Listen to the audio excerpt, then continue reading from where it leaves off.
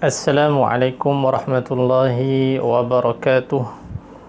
Alhamdulillahi rabbil alamin. Wassalatu wassalamu ala asyrafil anbiya wal mursalin wa ala alihi wa sahbihi ajma'in. Qala rabbi syrah li sadri wa yassir li amri wa hlul 'uqdatam min lisani yafqahu qawli, amma ba'd. Hikmah yang keempat, rehatkan dirimu dari urusan tadbir. Matanya, arih nafsaka minat tadbir, fama qama bihi ghayruka anka, la taqum bihi li nafsik. Maksudnya, istirahatkan dirimu dari mengatur urusanmu, kerana segala yang telah diurus untukmu oleh selainmu tidak perlu engkau turut mengurusnya.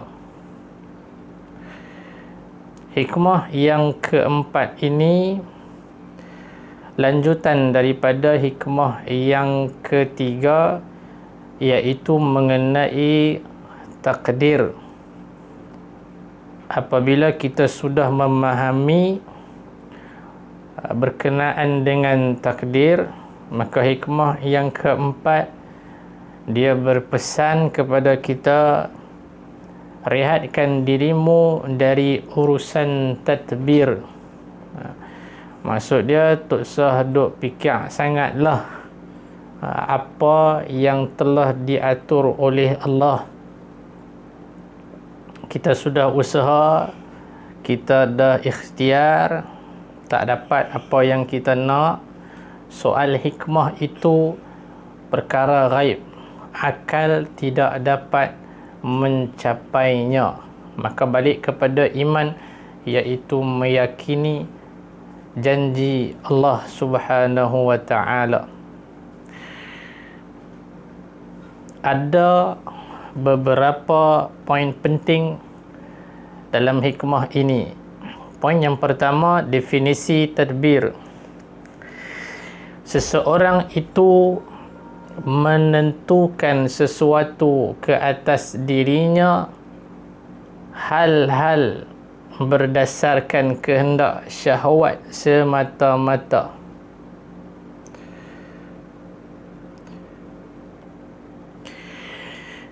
Dia memberikan seluruh perhatiannya dan mementingkannya menurut teori dan praktikal. Definisi ini adalah khusus bersifat duniawi. Poin yang kedua, bahagian tadbir. 2.1, tadbir merencanakan sesuatu bersifat memutuskan tanpa tawakal dan menyerah diri kepada Allah Subhanahu wa ta'ala. Dia rancang sesuatu, dia plan sesuatu, mula dia tak ingat Allah, akhir pun dia tak ingat Allah. Selepas habis urusan, lagi dia tak ingat lah. Maka urusan yang dia buat itu, yang dia rancang itu adalah tadbir yang dikeji. 2.2, urusan yang disertai dengan tawakal dan penyerahan kepada Allah. Ini dipuji, bahkan dianjurkan dalam Islam. Dia nak buat apa pun, mula-mula dia ingatkan anak buah dia, apa yang kita usaha ini, apa yang kita nak buat ini, semuanya atas izin dari Allah Subhanahu wa ta'ala. Dan di akhir pun dia ingatkan, yang menyampaikan maksud kita ini, keinginan kita ini adalah Allah. Maka kita berserah dan bertawakal kepadanya. Urusan yang dia buat itu dipuji, bahkan dianjurkan dalam Islam. Maka kita fahami berdasarkan bahagian takbir ini, dalam usaha kita perlu diisi dengan tadbir yang dipuji, iaitu menyerah diri kepada Allah di samping tadbir. Poin yang ketiga, hak Allah Subhanahu wa taala untuk hamba yang kita tidak boleh campur tangan. Apa dia hak Allah untuk hamba? 3.1. Allah Subhanahu wa taala tentukan hukumnya untuk kita laksanakan. Allah suruh kita semayang 5 waktu sehari semalam, kita laksanakan. Allah suruh kita berzakat, cukup haulnya, maka kita wajib mengeluarkan zakat, kita laksanakan perintah Allah itu, dan sebagainya. 3.2, Allah Subhanahu wa taala tentukan ajal untuk kita. Yang ni tak boleh lari mana. Panjang mana sekalipun umur kita, apa sekalipun amalan kita, apa yang kita makan untuk kelihatan muda, pergi mana pun sampai waktu kita akan mati. 3.3, Allah Subhanahu wa taala tentukan segala sesuatu yang akan kita hadapi di dunia maupun akhirat. Semua sudah tertulis. Okey. Poin yang keempat, hak hamba untuk Allah yang wajib kita buat. Apa dia? 4.1, ikut nabinya. Nabi suruh apa, Nabi nasihat apa, Nabi pesan apa, kita ikut. 4.2, tawakal kepadanya. Ini kita tidak boleh lepas, berserah dan bergantung kepada Allah. 4.3, sabar atas ketentuannya sehingga kita meninggalkan dunia yang fana ini.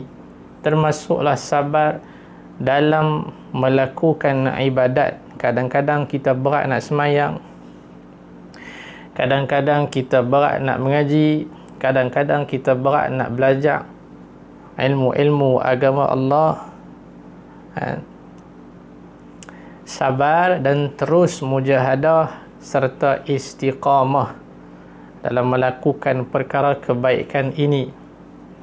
Dan yang terakhir, kesimpulan, barang siapa yang melaksanakan hak-hak kewajipannya seperti yang telah kita sebut tadi, maka sejahteralah mata hatinya dan bersinarlah akal dan qalbunya dengan rahmat daripada Allah Subhanahu wa taala. Bila kita buat urusan, kita bertawakal kepadanya, kita ingat kepadanya, itu tanda mata hati kita bersinar. Mata hati yang celik. Bila kita laksanakan segala perintah Allah, kita laksanakan apa yang Nabi sallallahu alaihi wasallam suruh, kita bersabar atas ketentuan Allah yang berlaku ke atas kita, itu tandanya kita mengenali Allah Subhanahu wa taala, Tuhan kita. Ini yang dimaksudkan dengan bersinarlah akalnya, qalbunya dengan rahmat dari Allah Subhanahu wa taala, dan tanda kita bersopan santun dengannya. Terima apa yang berlaku, rehatkan dirimu, arih nafsaka bitadbir, rehatkan dirimu dari urusan tadbir. Dah usaha, dah ikhtiar, semua kita dah buat, maka apa yang jadi itu dapat atau tidak, kita hanya berserah dan bergantung kepada Allah.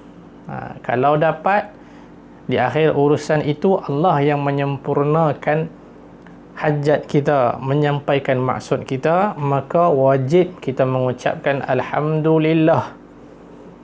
Tak ada lah perkataan nasib baik. kan, tak wujudlah perkataan itu. Kita sakit perut, kita nak buang air kecil, tak tahan sangat ni, kan, bila dah buang lega, tak ada sakit apa, boleh buang lega, alhamdulillah. Yang tu walaupun kita nampak kecil, nampak remeh, tapi bila kita sedar dengan pengucapan alhamdulillah itu, Allah yang memberi kita sihat, maka itulah tandanya bersinar mata hati kita. Wallahu ta'ala a'lam. Sekian, wassalamualaikum warahmatullahi wabarakatuh.